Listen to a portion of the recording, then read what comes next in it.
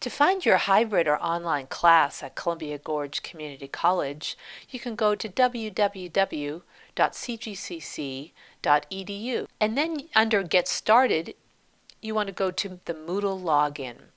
Moodle is the name of the learning management system where you can find all of your online classes. Another important place to look on the college website is under Academics. If you go under Academics, there's a menu for online and hybrid classes. And under this menu, there is some information about what is an online class, which is 100% internet-based, and hybrid classes, which are online classes with some classroom sessions. And also, there is a link for the student orientation. Now, this is a student orientation just for online and hybrid classes, and if you read through that, it will tell you how to succeed in the first week of term, throughout the term, information about how to communicate effectively, and information about technology requirements. If you have any questions, you can either contact your instructor or you can contact the Student Help Desk. The Student Help Desk is available Monday through Friday by email, by phone, and the help desk person's name is Ron Watrous, who has a lot of experience supporting online students at Columbia Gorge Community College. Now that you know how to find your online class and how to get help, it's also important to remember that you must sign into your class on the first day of the term and show some activity by Wednesday. Let's take a look at what an online class looks like.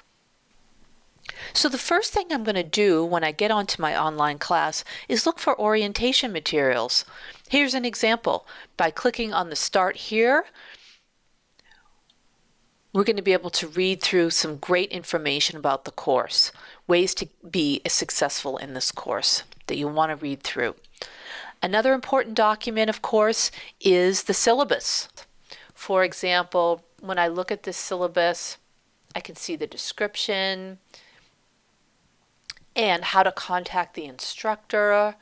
Also, it will have a lot of information about grading, and here is an example of how this instructor grades your class, and here's an example of a rubric that tells you how exactly you can get full credit for all of your work.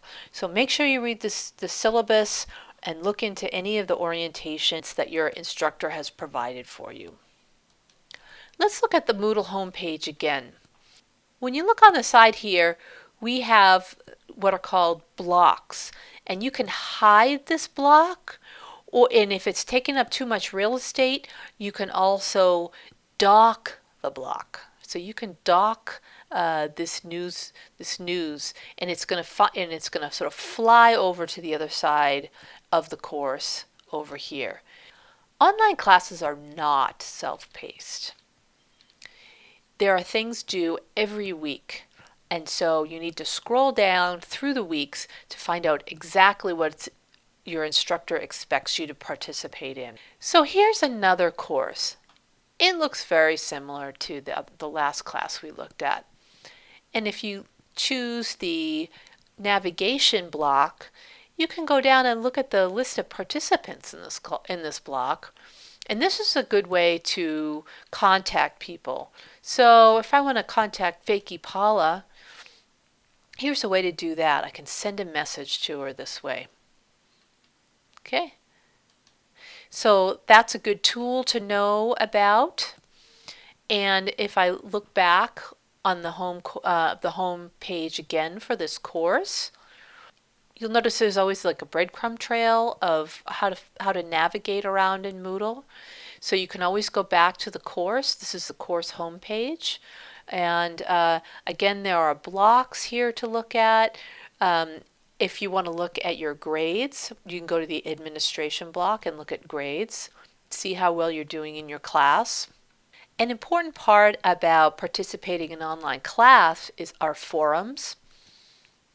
So you might have a discussion with your class on a forum, and many forums are required in online classes, so that might be a required aspect of your class. One thing that's important to note is that your teacher can actually see all of your activity reports. So, for example, your instructor can see exactly how many times you've looked at a page, how many forums you've responded to. So be careful about completing everything because if you miss something, that will show up on your teacher's report. And again, be sure to contact Student Help Desk or your instructor if you have any questions.